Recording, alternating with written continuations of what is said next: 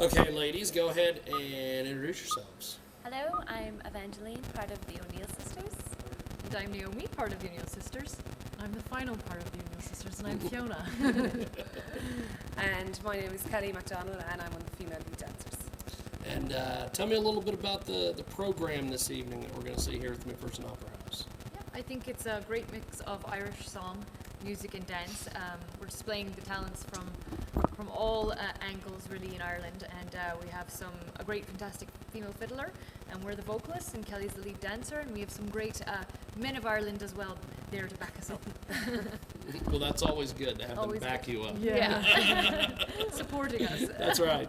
So you've got all sorts of different things planned this evening. This show is absolutely amazing from the things that I've seen online. Tell me a little bit about your dance background. My dance background? Yes. Well, I've been touring for nearly 17 years. I've worked a lot of the big productions, including Michael Flatley with Celtic Tiger, worked for 9 years at Magic of the Dance, and I've been part of this company for nearly 5 years. So yeah, I've been all over the world and danced with probably some of the best Irish dancers in the world, and worked with the main man himself as well, so that's cool. dance for itself. Yeah. That's cool. So how do you ladies get involved in this production? Go on, Fee. I'll let you. You're the boss, you Yeah. know. Well, we were living in Baton Rouge at the time, and we were deciding we were going to do our own show, the O'Neill Sisters show, and we were looking up stage productions just to get inspiration. And we came across the Women of Ireland, and we said, "Wow, we really like, what they're doing on that, the look of it." And so we wrote to the producer, which is Eric Cunningham, and we wrote to him and saying we're really interested in working with him if he ever had anything coming up. And it happened to be at the time the three singers that previously on the Women of Ireland weren't able to come on the tour, which was about 4 years ago. So he said, you know what? There's three There's three opening. vocalists spaces. So there you go. So that's how we filled them. Yeah, Fell right into it. yeah. That's cool. Well, tell me a little bit about the rehearsal and the stage production for something like this. What's a typical day like for any of you ladies when you show up for a performance? Well, at 3 o'clock we have sound check. So the band goes first, then the singers, then the dancers, and then we'll run a couple of numbers together. And if everything sounds good, then it's just off to get ready for the show. Into hair, makeup, huh? We have dinner. Oh, we have dinner. That's right. Yeah. That's pretty much it. Day in and day out. Yeah. So as a dancer on this, what's your prep like for it? Well, obviously for a dancer, you have to eat at a certain time. You can't eat too close to the show. Also, you have to try and get in your workout every day. Because you have to stay in shape, you have to stay fit. We try to anyway. It depends on our travel and our schedule, but we do our best. You do also have to eat healthy and watch what you eat and watch time to eat at.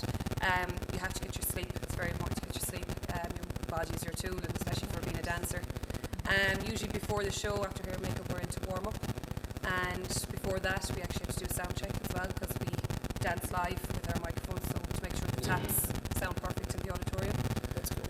Yeah, so that's kind of a daily routine for a dancer. Now, Sleep, eat, and dance. So I understand there's costume changes that are taking place A this lot evening. of costume changes. Yeah.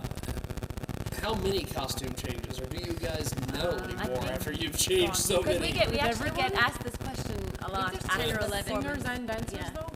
Well, I think us, we have about 10 or 10 11 or yeah, 11, different yeah. costumes.